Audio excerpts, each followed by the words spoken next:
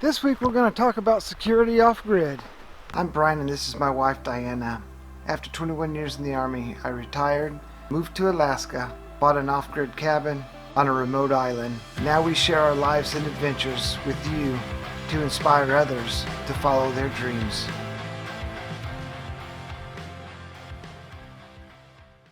We also get a lot of requests on scenery footage, so we're going to bring you along on this walk, and hopefully this doesn't bore you too much, but we're going to shoot some scenery of what Southeast looks like in the wintertime. Good morning. I set my drone up because I was going to get some cool area shots because, well, long story short, you'll see what I wanted to shoot because I'm going to shoot it again. But the problem is I got my drone stuck up in a tree. So we are going to get the ladder out and see if I can get up high enough to knock it free. Hopefully either just pick it out of the tree or knock it free, and hopefully we don't break nothing. Let's give it a shot.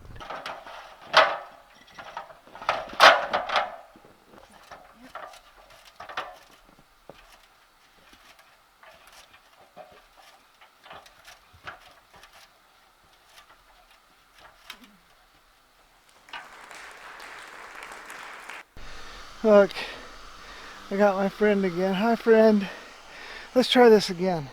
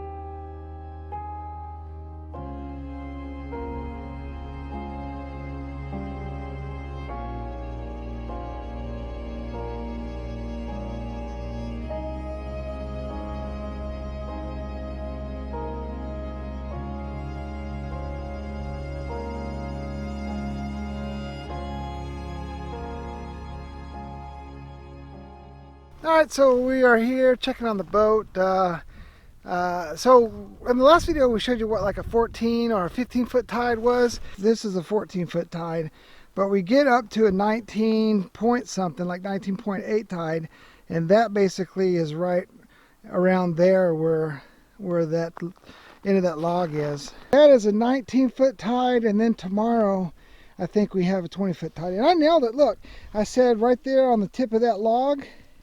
That's exactly, it just went up right past that. Get some snow in the boat. We're gonna have to shovel that out. Now last week we talked about community and how looking out for your neighbors can benefit you and your neighbors by checking on them when they're gone and checking on their cabin and seeing if there's any damage or if anything's fishy looking. But this week we're going to talk about how to provide security for your own cabin. There's different types of burglaries. Oh look, there you are. Say hi. Hi. Hi.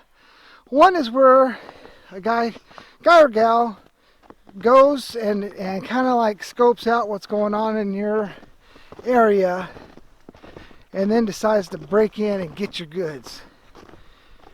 And the other one is where an opportunity presents itself and it's just too good for the burglar not to pass up. And so, call that a crime of opportunity? A crime of opportunity. So that's two things that you kind of really want to look out for. The first one is is don't leave stuff out where people can walk by your place and say, oh, look at that, and then have the opportunity just to gank it or smash a window to get it real quick. So don't leave valuables laying out in the open. There's more than just those two types, but those are the two types we're hitting on because I think those are the two types that are most common. So for us, our number one security deterrent right now is Gunner, our dog. He lets us know if there's a squirrel in the yard. Dogs have been used throughout history as security measures. This is one thing that we've been wanting to get but haven't bit the bullet and purchased yet, and that's trail cams. Trail cams have become really inexpensive, and we're going to purchase some trail cams and put up in our area. That way if somebody comes by and is scoping our area out, we'll see who it is, and then we'll also have one guarding the door, so maybe we can get some facial photos or video showing who it is that broke into the place. And I think that can really help in assisting law enforcement to track down who did this, especially when you live in not necessarily this island, but Juneau's not a huge city. It's 30,000. But everybody seems to know everybody. It's small country mentality. Everybody knows everybody because the families have kind of went on for a few generations. And so when you, it's a big spider web. When you blurt out a name, they're like, oh, you mean so-and-so's mom or so-and-so's kids? And they're like, yeah, that's exactly who I'm talking about. So even though there's 30,000 people in Juneau, it's still got a small town little feel to it. True that. I thought you were giving up truce. No, when I was little, if I did something naughty, by the time I came home, my mom was already waiting by the door. She already knew. She already knew. You was already in trouble. Yep. I mean, really, for $50, you can get a pretty decent trail cam. So for $100, you can get two and guard like an entrance in your front door, so you can always kind of check out what's going on your property when you're gone. And you can also get some cool wildlife shots. Or if you're boss of the swamp, you can videotape all the mice falling in the bucket. That guy, that whole thing cracks me up, dude. I love it. I love his, what do they call that, an over voice? Where he speeds it up, it sounds real fast. That's funny. Got it? Now, this can also be useful, and I know at least one of our neighbors use these, and that is a motion detector. So if you have likely avenues of approach, you put out a motion detector in those areas and send the alarm back to your house. And so if anything crosses by there, you'll get a little ding dong or whatever you have it set to. We're not going to go that route just yet because we live on a remote island and you have to take a boat to get here. So I don't think we need to run that just yet. I think the trail cams will do us just fine. The third thing is motion sensor lights. Now once we get our Arctic entry built, we're definitely going to get a solar motion sensor and a light and have that put outside. So if anything walks around that light, then it will pop on and notify if we're up, what's going on. If not, it's still a deterrent. If a light pops on and somebody or something's running around your cabin, that definitely give them the old, hey, you better beat feet. Last but not least is firearms. I mean, there is no 911 where we're at, so we don't live within Juneau's jurisdiction. So for us, it would have to be a state trooper, and that's if a state trooper's in town in Juneau. So it's warming up now, so the snow's falling. For some of the rural areas in Alaska, you may be a day or two out from a state trooper ever getting to where you're at. That's just something to think about. Gunner is a great deterrent of anybody coming onto our property. He won't even let a squirrel come on the property. If he hears anything outside, he lets us know. We crack the door. He goes out after it. Sometimes it's a bear. Most likely it's a squirrel or a mink. But I think that's if you're worried, like when, story time, when we lived in Fort Hood, Texas, I was out in the field a whole lot, and my wife was at home pregnant with Phoenix, and she wanted to get a security alarm, and we were privates.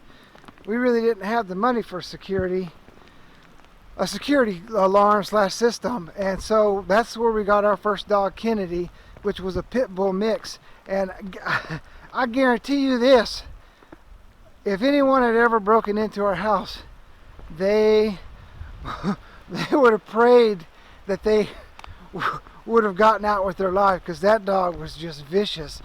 I mean, she was the sweetest dog to us, but you know, once she hit around 2 years old, she hated anything that walked on 4 legs or flew, and if you were inside the house without us there, oh man, it was trouble for you, man. She cornered one guy that was in our house all by himself one time.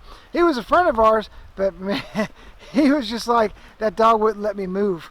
As soon as I took a step, she just growled and cornered. She put him in a corner. It was pretty funny. I mean, not at the time for him, but for us, looking back, it was pretty funny. So dogs are definitely a plus for a security system. 1 is fine.